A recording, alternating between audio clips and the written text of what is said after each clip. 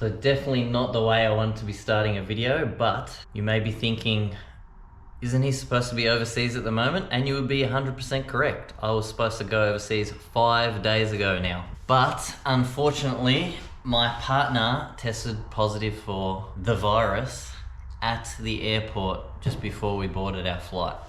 So absolute worst case scenario. So we both got booted out of the airport, had to scramble to cancel our flights before they left because then we would lose our money, and had to go back home and go into 1 week isolation. Oh, absolute worst case scenario happened. So we've had to rebook flights for a couple of weeks from now so that, you know, there's no chance of either of us having it by then. And that is why I'm still here and not overseas at the moment.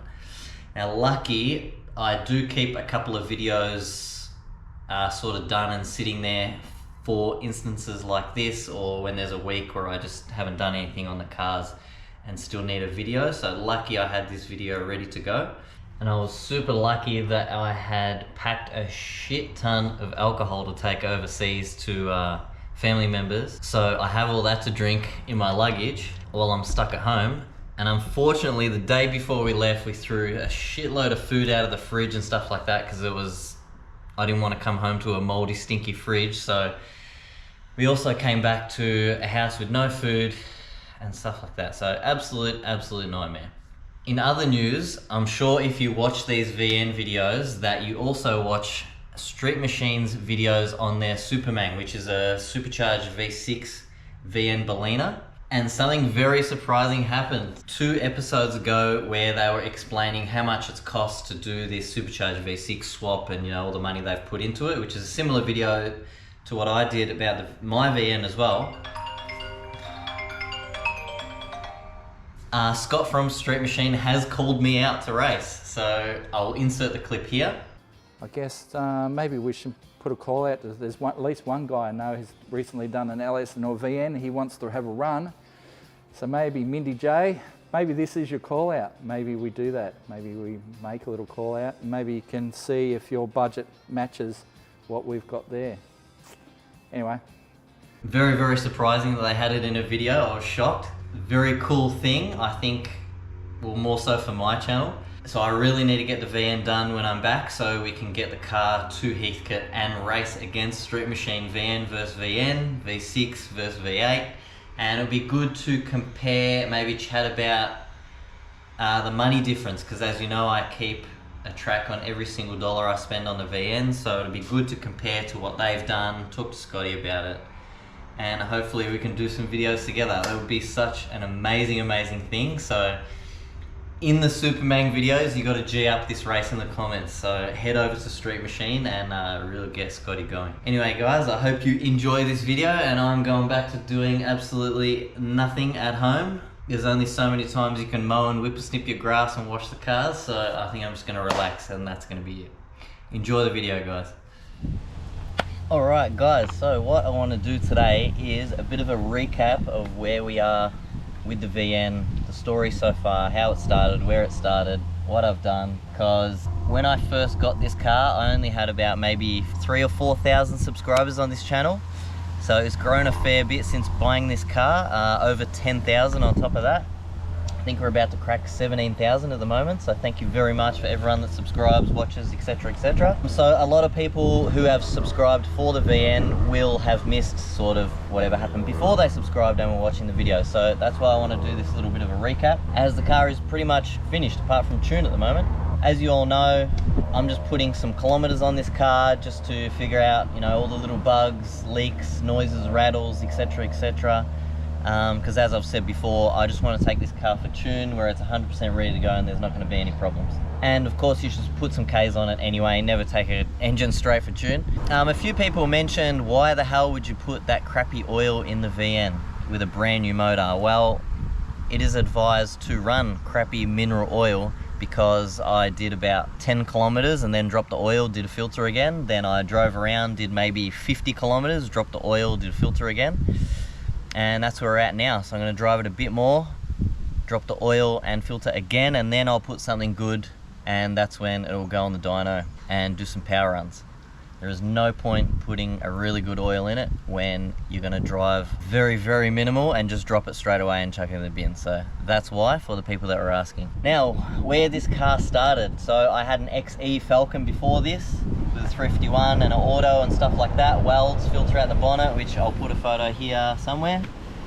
There's a couple of videos on this car previously as well. That's when I bought the Evo, but I still wanted a V8. So then I was sort of scouring around. I got a mate with a really nice silver VN that I've always liked. So I thought, why not get a VN? So I couldn't afford a VL, which is actually what I really, really wanted. But anyway, next best thing to me was a VN. So next car down the line. I was hoping to buy something sort of half done, so then I could sort of benefit the channel. There's no point buying a car that's ready to go. I actually found two LS swapped VNs that I wanted to go look at. One was a light blue Berliner with an LS1, a turbo 400, filter out the bonnet, 5-litre hubcaps and stuff like that. And both of these cars were the same price. And the other one was this white one. I wanted an executive. I really like the executives, you know, with the grey bars, and I really like the trim in the executives. So I went to look at this white one on the 23rd of August in 2020. Now I'll put some photos here. These are photos I took in the seller's driveway. So this is the first time I saw the car. I'll try and put interior and engine bay photos. I think I have some here somewhere. I actually went to look at the car and I sort of wasn't sure on it, so I left it. I left it for a couple of days, then I made an offer, sort of lowballed a bit, I'll be honest. The seller came back with another offer. I sort of stood strong. I didn't really care if I didn't get the car, and then he accepted my initial lowball offer. So I picked up the car, and that is where this journey started. Now, how the car was when I got it, it was already an LS. It had a 4L60 with a converter. It had a spool with stock gears though, so I had 308s.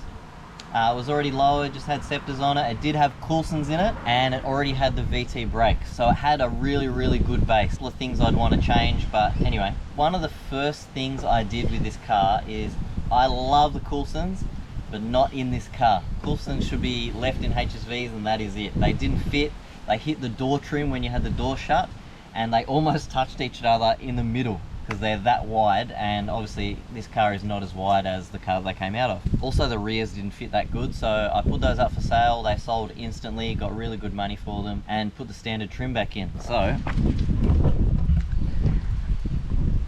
this is where we're at with trim at the moment. This car inside is 100% stock, apart from shift light with the tacho in it and the shifter. Apart from that, it's standard steering wheel, it's standard seats, standard radio, door trims, everything's all standard. Still got my helmet in there from Heathcote.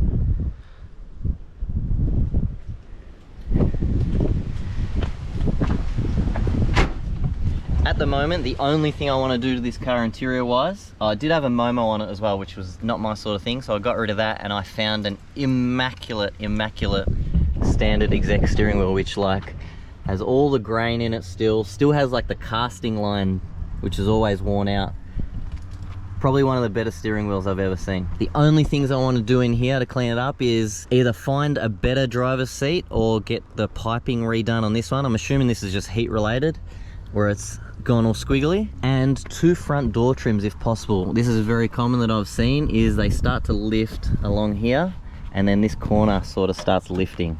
I'm not sure if you could sort of, with a syringe, inject glue in there and get it to go back down, and these are proving very hard to find, these stock door trims in very good condition. So if anyone has any, hit me up, I'll take them. So yeah, apart from that, that is the interior, and just gave it a massive clean. Like, I had everything in this car out, cleaned and put back in, so it's pretty much immaculate inside here. Body wise, when I got the car, it had the black bumpers all around, which you can see is still on the back. It had a HDT grille. Oh, it's an Eva. It had a HDT grille. It had the SS garnish that was black. It had no badges, and it was very stone chipped at the front. So body wise, all I've done is we painted the boot and the bonnet. Bonnet inside and out, and I had everything anodized, like to do with the bonnet. The boot, we only did the top. I regret not doing the inside of the boot, because the inside of the bonnet came out amazing. I have replaced the front bar with a factory grey one. The rear is still black because Rare Spares has a problem with whoever makes them, where the center is the right color, but the two outer pieces are black or really dark grey and the colour's off. So I'm holding out until they fix that, or I don't know, maybe some genuine stuff pops up, which I highly doubt, but anyway. And it also has VP Calais window molds on it, which I really don't like, and I have the standing Zec molds and quarter glass windows. I'm just really hesitant to open that can of worms. The car has had a repaint at some point. It's all right. I'm gonna give it a 7 out of 10. The front was chippy, as I said, so bonnet got done and it had all crow's feet along the edge, like it had a spoiler on it or something. So that's why we painted the boot as well. I've put the factory badges back on, so this had no badges when I got it. So all the badges are back on, all 3. And I got another garnish and had it painted the proper MX grey with a 5-litre badge on it, just to confuse everyone. Also fitted new tail lights, as the ones that were in it were all cracked. Factory grille with new badge back in it, painted the same colour as the rear garnish. Also, oddly enough, when I got it, the bottom sill panel here was white, which looked really weird. They're supposed to be black, so I'm just assuming when they painted the car they just forgot to do it, or maybe they liked a better body colour, so I redid the bottom of that. It's actually the wrong colour. I did it satin black. Look, when I got this car, I knew nothing about VNs. The stuff I know about VNs is only because I've got this car and I've started working on them, and, you know, met people along the way to educate you about the do's and don'ts and stuff like that. So this is actually supposed to be rocker grey, which is like a really dark grey. So I don't know, maybe at one point I'll get that done properly. Still need to add the pinstripe back on the front, but I was just going to do that together with the rear when I get a rear bar. Now under the car was pretty good on this, just very dirty, because it was a country car at one point, so every nook and cranny was filled with like red dust and all that crap. It does have a big tank in it. I've got to be careful not to say drop tank, because some people get offended, you know, don't call it that, blah blah. So while I've had everything out of this car, I've pretty much repainted front to back. The only place I haven't done is above the tank, because I haven't dropped the tank out at any point. So whole floor underneath is all painted. Got a twin 3-inch exhaust that merges just before the diff with a muffler and a single 3-inch over and out the back. Diff wise, it's just a standard diff, standard length, just has some 3.9s in it with a spool and, you know, new wheel bearings, axle seals, all that stuff while it was all out.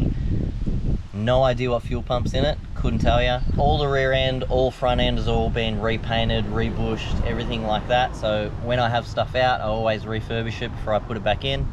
So everything underneath this car is brand new. So as you would have seen from the photos, when I got this car, it did have the Interceptor steel wheels on it with center caps. They were 15x6s all round, so I have changed those now. It now has 15x7s on the back with a 235/60, which is a super tight fit with these untouched guards. That was another reason I really like this car, actually, that the guards untouched. I love that on cars, because first thing people do when they fit Simmons and shit like that is either cut the lip or bash it up or whatever. So it has 15x7s on the back with the 5-litre hubcap, and it has 15x4.5s on the front, also with 5-litre hubcaps obviously, and with a 165/80/15 on the front. Pretty much the exact look I was going for. I love how this car looks, just apart from that goddamn rear bar and the window molds.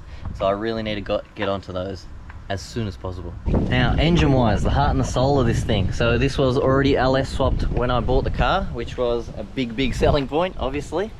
It had a GM Motorsports turbo killer in it. It had dyno sheets in the books, which I'll show you in a sec, for like 230 something kilowatt, which was, you know, perfect. Went really good when I got it. I just had some 4x1s.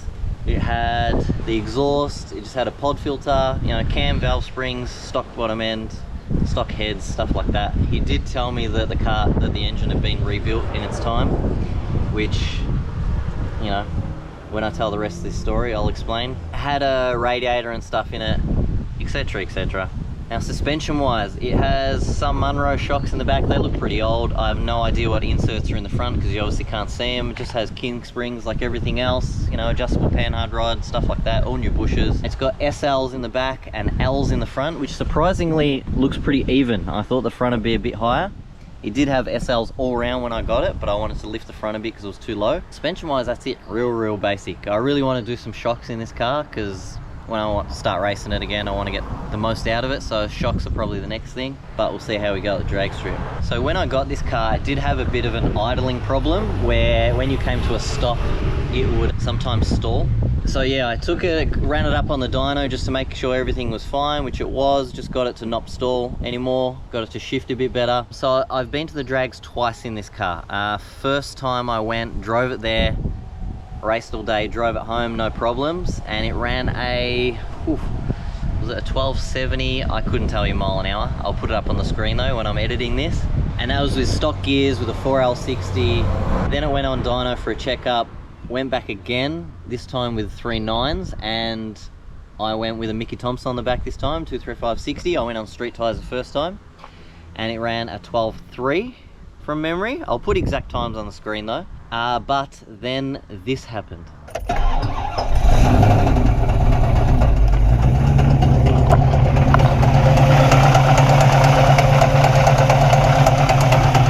The car was being real weird all day. It was really lazy, shifting like shit. I thought it would probably run into the 11s with the gears and a tyre, which it wasn't even close, like 3/10 is a big jump. Across the line on my last run, obviously, the car spun a bearing. Engine knocking, and I'd driven the car there, so lucky it was a long weekend. I had to take it, but I still had to take a day off because long weekend the Heathcote was shut. Leave the car there, go back and get it. Anyway, so this is where we're at now, engine driveline wise. So diff is the same. I haven't pulled the diff out again. It's a very noisy stock Borg Warner with 3 9s and a spool. It is now a rebuilt LS1 with a 10th hour over piston, built by Horsepower Junkie. He did the bottom end, we did heads up, we did the cam. It's now a VCM 710 with double row timing chain, valve springs, LS7 lifters, all that stuff. Did a Mellins oil pump because that was all stuff from when it spun a bearing. Gone back to LS1 coils to make it neater. I've gone back to tri-Y headers instead of the 4x1s that were in it. Done an OTR instead of the intake that it had before. Fuel rails this time, braided everything, catch can. And the biggest difference in this car, I think, is going to be transmission. So as I said before, this had a 4L60 before with a 3700 converter. It now has a built turbo 350, full manual with a 4 grand Dominator in it. And what a difference it makes this car driving. Massive difference. So if this car doesn't run in the 11s now, I would be very surprised. You know what, if it doesn't, you'll see the for sale ad for this car the next day on Marketplace. So now with this engine, if you go back to when we pulled this thing down, did show that it had been apart before, as rod caps and main caps and stuff had all been numbered with like a pencil or something like that. So it had been apart, but the inside of this engine looked like it had 500,000 kilometers on it. It was full of sludge, obviously bearing material everywhere, but I'm assuming when they built this motor beforehand that it was probably a drop the sump, put some bearings in it and put the sump back on. I'm just assuming because nothing was clean, and I was told the engine was rebuilt not long before I bought it, so there's no chance in hell that in the not even year that I had it, I think it was 6 months before the engine shit itself, that the engine had gone from brand new to all filled up with like Vegemite inside. So I highly doubt it was a proper rebuild. It was probably a home job slapper, which, whatever, buyer beware. My fault, he had no proof of building the engine. So anyway, that's all on me. I'm not pissed about that. This car has made this channel grow immensely, has provided a lot of content, so that's all fine with me. So as I said before, this is a brand new engine. I'm still putting kilometers on it, just sort of putting around. So I don't have a power figure yet. There will be dyno videos soon when it gets tuned, and then we're 100% going back to the drags. Now, one very cool thing I want to show you about this car, which was another thing that really got me over the line of buying it, is my mindset with cars now has really changed from, you know, a couple of years ago, where if something was cool, you'd just buy it. That was it. That was the deciding factor. Whereas now I look into, you know, owners, kilometers and stuff like that. And the thing that got me over the line with this car, very rare to find a car with books these days, especially, you know, this is creeping up on 35 years old. So the fact that this car has still the books in the factory cover, all its paperwork, it has service history up to 120 Ks, right? So full service history up to 120,000 kilometers. And then from there, in this little booklet, it has from 120,000 all the way up to 299,000, and the car now has 308. And I'm continuing the booklet for whoever has this car next. So this car, believe it or not, has full service history. Now a lot of people will say, what does it matter? The whole drive line of this car has been changed from front to back, so who cares if it's got service history, because the engine and trans aren't in it anymore. Well, it's just a cool thing to have, and it is a massive, massive selling point to me, and I'm sure it will be for a lot of other people. Even boot wise, I spent a long time cleaning and repainting stuff in here. It's still got the factory jack and stuff, factory spare with a factory tire on it. It's all really clean inside and out. So just an all-round really, really neat car. Now, some things I still want to do to this car. One thing I'm toying with is whether I want to try and make the standard T-bar work with this shifter mechanism. I might need to go to a Quicksilver. I'm not sure yet how that's going to work. Door trims, obviously I said that before, and that driver's seat. Another thing, hey, get off. Obviously a rear bar I need to do. And I really want to get another parcel shelf. 2 reasons. To get rid of these speakers, I would love to put factory speakers, factory grills on the stock parcel shelf. That would be amazing. And also, hopefully you can see, but the material from the heat has started to peel off where these little outlets are. So if anyone has a grey parcel shelf to suit a VN exec with the stoplight in the middle, I'm very, very interested. Also, these molds, which I've mentioned about 500 times in my videos, that I want to get rid of and put the standard grey full metal executive ones back on. What I'm going to do now, if you have any questions about the car, drop them below. I always love having a discussion in the comment section. Now what I'm going to do is I'll do some nice shots while I'm here on a really nice day, and then after that I'm just going to put some no music, no talking, driving around here so you can hear everything. I'll try to do a lot of different camera spots so you can hear, see as much as possible for the full driving experience that I get when I drive this car.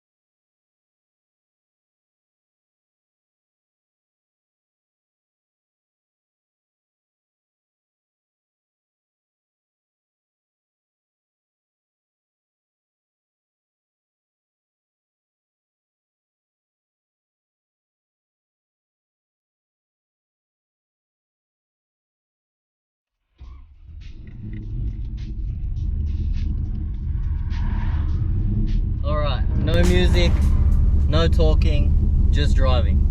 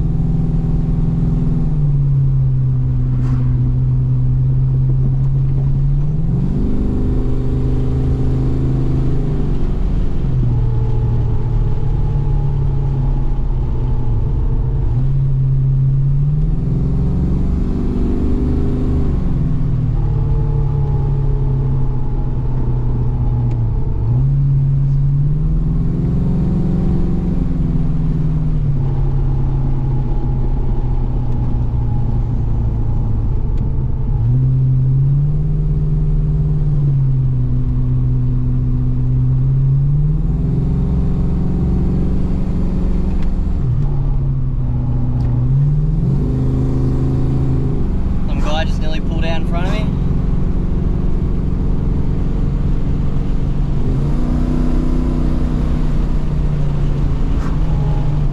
Anyway, guys and girls, hope you enjoyed that little drive. That's it for this one. I will see you guys next week.